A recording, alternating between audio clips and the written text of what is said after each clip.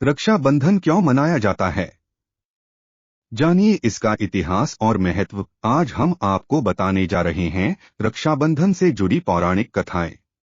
रक्षाबंधन का संबंध कृष्ण द्रौपदी से महाभारत की कथा जुड़ी हुई है। माना जाता है कि राजसूय यज्ञ के समय जब श्री कृष्ण ने शिशुपाल का वध कर दिया था, तो तब उनकी अंगुली से खून बहने लगा था। इसे देखकर द्रौपदी ने तुरंत ही अपनी साड़ी का एक टुकड़ा फाड़कर उनकी अंगुली पर बांध दिया था। इस कर्म के बदले श्री कृष्ण ने द्रौपदी को आशीर्वाद देकर वचन दिया था कि एक दिन मैं अवश्य तुम्हारी रक्षा करूंगा। उन्होंने यह वचन तब पूरा किया जब द्रौपदी को हस्तिनापुर के शाही दरबार में सार्वजनिक अपमान का सामना करना पड़ा। श्री कृष्ण ने द्रौपदी के चीरहरण के समय उनकी साड़ी को बढ़ा दिया था और उनकी लाज बचाई थी। कहते हैं कि इसी के बाद रक्षाबंधन पर बहन द्वारा राखी बांधने की परंपरा की शुरुआत हुई थी। वहीं द्रौपदी ने भी उनकी लाज बचाने वाले अपने भाई कृष्ण जी को भी राखी बांधी थी। इस दिन सावन के महीने की पूर्णिमा तिथि थी। हिंदू धर्म के अनुसार रक्षाबंधन का त्योहार श्रावण माह की पूर्णिमा को मनाया जाता है। यह त्योहार भाई बहन को स्नेह की डोर में बांधता है। इस दिन बहन अपने भाई के मस्तक पर टीका लगाकर रक्षा का बंधन बांधती है, जिसे राखी कहते हैं। यह एक हिंदू व जैन त्योहार है जो प्रतिवर्ष श्रावण मास की पूर्णिमा के दिन मनाया जाता है। इस दिन बहनें पूजा अर्चना करके भाइयों की कलाइयों पर राखी बांधती हैं और उनके स्वास्थ्य व जीवन में सफल होने की कामना करती हैं। वहीं भाई अपनी बहनों की रक्षा करने का वचन देता है। भविष्य पुराण में लिखा है कि सबसे पहले इंद्र की पत्नी शची ने वृत्रसुर से युद्ध में इंद्र की रक्षा के लिए रक्षा सूत्र बांधा था। इसलिए जब भी कोई युद्ध में जाता है तो उसकी कलाई पर कलाया, मौली या रक्षा सूत्र बांधकर उसकी पूजा की जाती है।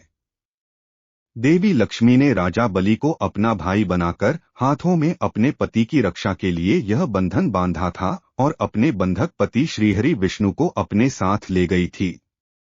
दूसरी कथा हमें स्कंद पुराण, पद्म पुराण और श्रीमद्भागवत पुराण में मिलती है। कथा के अनुसार भगवान विष्णु ने अदिति के गर्भ से वामन अवतार लिया और ब्राह्मण के वेश में असुरराज राजा बलि के द्वार भिक्षा मांगने पहुंच गए। चूंकि राज बलि महान दानवीर थे, तो उन्होंने वचन दे दिया कि आप जो भी मांगोगे मैं वह दूंगा। भगवान ने बलि से भिक्षा में 3 पग भूमि की मांग ली। बलि ने तत्काल हाँ कर दी, क्योंकि 3 पग ही भूमि तो देना थी। लेकिन तब भगवान वामन ने अपना विशाल रूप प्रकट किया और 2 पग में सारा आकाश, पाताल और धरती नाप लिया। फिर पूछा कि राजन अब बताइए कि तीसरा पग कहाँ रखूं?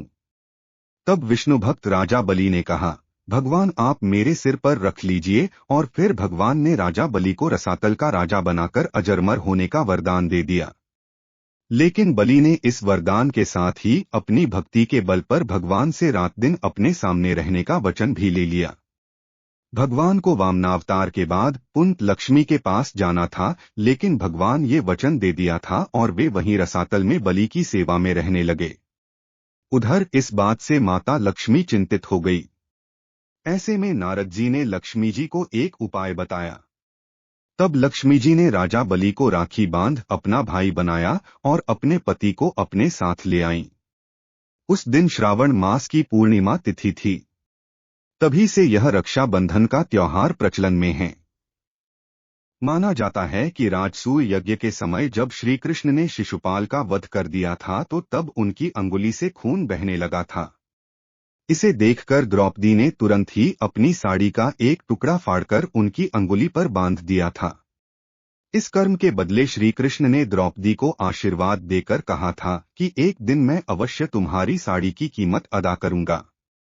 इन कर्मों की वजह से श्री कृष्ण ने द्रौपदी के चीरहरण के समय उनकी साड़ी को इस पुण्य के बदले ब्याज सहित इतना बढ़ाकर लौटा दिया और उनकी लाज बच गई। कहते हैं कि इसी के बाद रक्षाबंधन पर बहन द्वारा राखी बांधने की परंपरा की शुरुआत हुई थी। उत्तर भारत में रक्षाबंधन वाले दिन अर्थात श्रावण की पूर्णिमा को राखी का त्योहार मनाया जाता है, जबकि दक्षिण भारत में समुद्री क्षेत्रों में नारियल पूर्णिमा का त्योहार मनाया जाता है। नारियल पूर्णिमा खासकर सभी मछुआरों का त्योहार होता है। प्राचीन काल से ही राखी के रूप में मौली या कलावा बांधने का प्रचलन रहा है। हाथ के मूल में 3 रेखाएं होती हैं, जिनको मणिबंध कहते हैं। इन मणिबंधों के नाम शिव, विष्णु व ब्रह्मा हैं। इसी तरह शक्ति, लक्ष्मी व सरस्वती का भी यहाँ साक्षात वास रहता है। जब हम कलावा का मंत्र रक्षा हेतु पढ़कर कलाई में बांधते हैं तो यह 3 धागों का सूत्र त्रिदेवों व त्रिशक्तियों को समर्पित हो जाता है, जिससे रक्षा सूत्र धारण करने वाले प्राणी की सब प्रकार से रक्षा होती है। शास्त्रों का ऐसा मत है कि मौली या राखी बांधने से त्रिदेव ब्रह्मा, विष्णु व महेश तथा तीनों देवियों लक्ष्मी, पार्वती व सरस्वती की कृपा प्राप्त होती है। ब्रह्मा की कृपा से कीर्ति, विष्णु जी की कृपा से रक्षा तथा शिव जी की कृपा से दुर्गुणों का नाश होता है। इसी प्रकार लक्ष्मी जी से धन, दुर्गा जी से शक्ति एवं सरस्वती की कृपा से बुद्धि प्राप्त होती है। संकल्प के लिए भी रक्षा सूत्र बांधा जाता है। जिस तरह राजा बलि ने 3 पग भूमि को दान में देने के पहले जल छोड़कर संकल्प लिया था कि मैं 3 पग भूमि दान करता हूँ। इसी तरह रक्षाबंधन पर हम बहन को उसकी रक्षा का वचन देते हैं। मौली बांधकर किए गए संकल्प का उल्लंघन करना अनुचित और संकट में डालने वाला सिद्ध हो सकता है। यदि आपने राखी या मौली बांधी है तो उसकी पवित्रता का ध्यान रखना भी जरूरी हो जाता है।